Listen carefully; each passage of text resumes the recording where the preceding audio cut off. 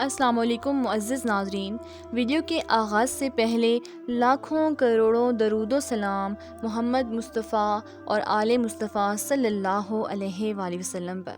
دیکھنے والے اور سننے والے آپ سبھی سلامت رہیں۔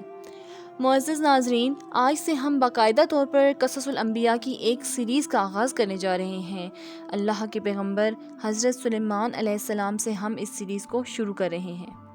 اس ویڈیو میں ہم آپ کو بتائیں گے کہ اللہ تعالیٰ نے حضرت سلیمان علیہ السلام کو کون سی روحانی اور پوشیدہ طاقتیں عطا فرمائی اور کون سے معجزات سے نوازا، اور اس سے اگلی ویڈیو میں آپ کو بتائیں گے کہ حضرت سلیمان علیہ السلام نے مسجد اقصیٰ یعنی کہ بیت المقدس کو کس طرح سے جنات سے زبردستی تعمیر کروایا۔ لہٰذا آپ سبھی سے گزارش ہے کہ ہمارا ساتھ نبھائیے گا، ویڈیو کو آخر تک دیکھیے گا۔ اس ویڈیو میں ہوں گی آپ کے لیے مفید معلومات، اللہ کے پیغمبر اور نبیوں کی زندگی کے واقعات اور ان سے متعلق مختلف قصے، کہانیاں اور حقائق۔ حضرت سلیمان علیہ السلام حضرت داؤد علیہ السلام کے بیٹے تھے، جبکہ یہ دونوں پیغمبر حضرت ابراہیم علیہ السلام کی اولاد میں سے ہیں۔ یہودی اور عیسائی حضرت سلیمان علیہ السلام کو پیغمبر نہیں مانتے بلکہ صرف ایک بادشاہ مانتے ہیں۔ قرآن پاک میں صاف طور پر بیان کیا گیا ہے کہ وہ اللہ تعالیٰ کے پیغمبر تھے۔ یقیناً ہم نے آپ کی طرف اسی طرح وحی کی ہے جیسے کہ نوح علیہ السلام اور ان کے بعد والے نبیوں کی طرف کی، اور ہم نے وحی کی ابراہیم اور اسماعیل اور اسحاق اور یعقوب اور ان کی اولاد پر، اور عیسیٰ اور ایوب اور یونس اور ہارون اور سلیمان کی طرف، اور ہم نے داؤد علیہ السلام کو زبور عطا فرمائی۔ سورۃ النساء آیت نمبر 163۔ حضرت سلیمان علیہ السلام بچپن ہی سے بہت زیادہ ذہین اور فیصلہ کرنے کے ماہر تھے۔ سورۃ الانبیاء کی آیت نمبر 78 اور 79 کے اندر ترجمہ ہے، اور داؤد اور سلیمان علیہ السلام کو یاد کیجئے جبکہ وہ کھیت کے معاملہ میں فیصلہ کر رہے تھے کہ کچھ لوگوں کی بکریاں رات کو اس میں چگ گئی تھیں، اور ان کے فیصلے میں ہم موجود تھے۔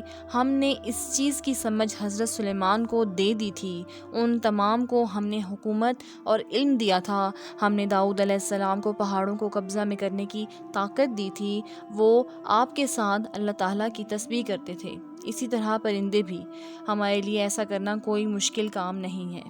امام بغوی کہتے ہیں کہ حضرت داؤد علیہ السلام کی جب موت آئی تو اس وقت سلیمان علیہ السلام کی عمر 13 سال تھی۔ اللہ تعالیٰ نے حضرت داؤد علیہ السلام کی سلطنت اور نبوت دونوں حضرت سلیمان علیہ السلام کو عطا کر دی۔ پھر حضرت سلیمان علیہ السلام نے 40 سال تک حکومت کی اور اپنی حکومت کے چوتھے سال بیت المقدس کو تعمیر کرنا شروع کیا۔ اللہ تعالیٰ نے حضرت سلیمان علیہ السلام کو بھی بہت سارے غیر معمولی فضائل سے نوازا، جس میں سے کچھ ہم یہاں بیان کریں گے۔ اپنے والد حضرت داؤد علیہ السلام کی طرح آپ بھی جانوروں اور پرندوں کی بولیاں سمجھ لیتے تھے۔ سورۃ النمل آیت نمبر 15 اور 16۔ قرآن مجید میں ارشاد ہے، ہم نے ہواؤں کو ان کے قبضے میں دیا تھا، وہ ان کے ہی حکم سے چلتی تھی، بڑی نرمی کے ساتھ وہ جہاں چاہتے تھے اس کو پہنچا دیتے تھے۔ سورۃ سبا آیت نمبر 12۔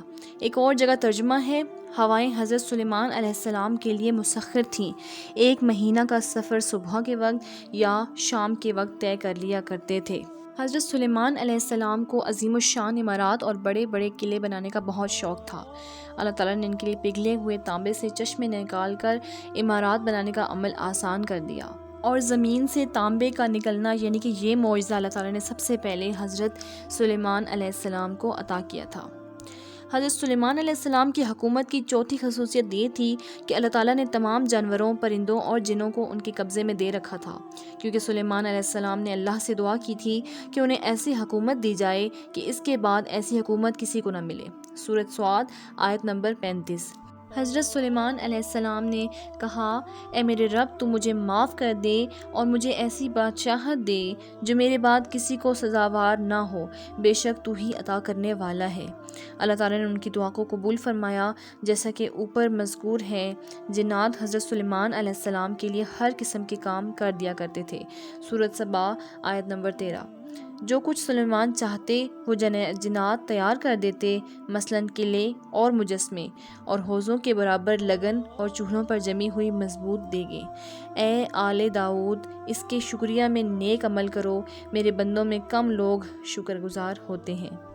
حضرت سلیمان علیہ السلام نے ایک اہم کام جنوں کو سپرد کیا، وہ یہ تھا کہ وہ مسجد اقصیٰ کی تعمیر کریں، جو بہت عظیم الشان اور وسیع و عریض عمارت ہو۔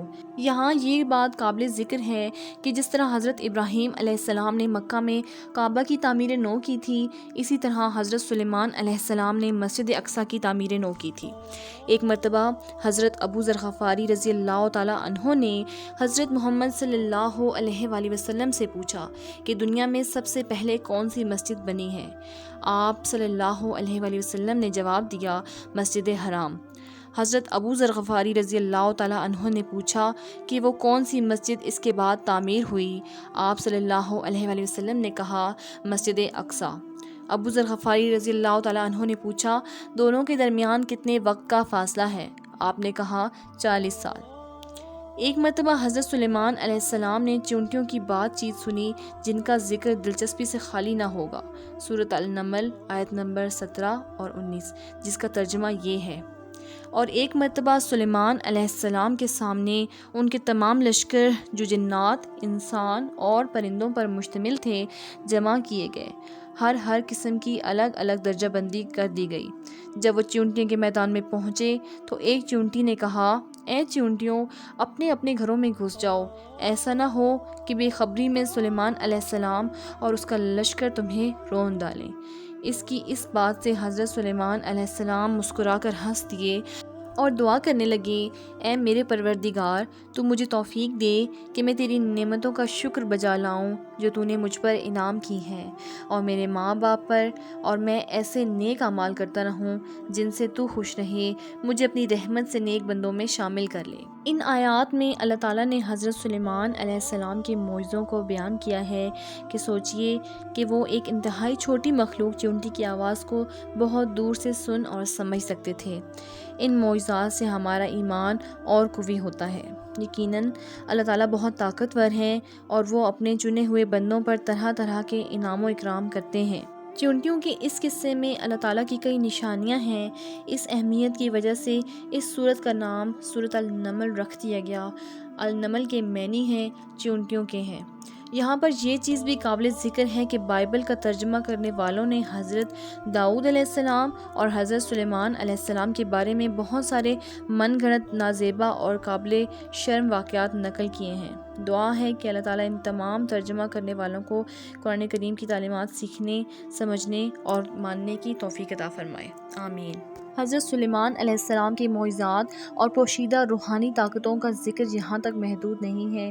ہم انشاءاللہ آنے والی ویڈیوز کے اندر آپ کو تمام قصے سنائیں گے جو کہ قرآن مجید میں درج ہیں، لہٰذا ہمارے چینل کو ضرور سبسکرائب کریں اور بیل نوٹیفیکیشن کو ضرور دبائیں تاکہ آپ کو آنے والے تمام نوٹیفیکیشنز ملتے رہیں۔ اس ویڈیو کو زیادہ سے زیادہ لائک کریں، شیئر کریں، دعاؤں میں یاد رکھیں، اپنا ڈھیر سارا خیال رکھیں۔ اللہ نگہبان۔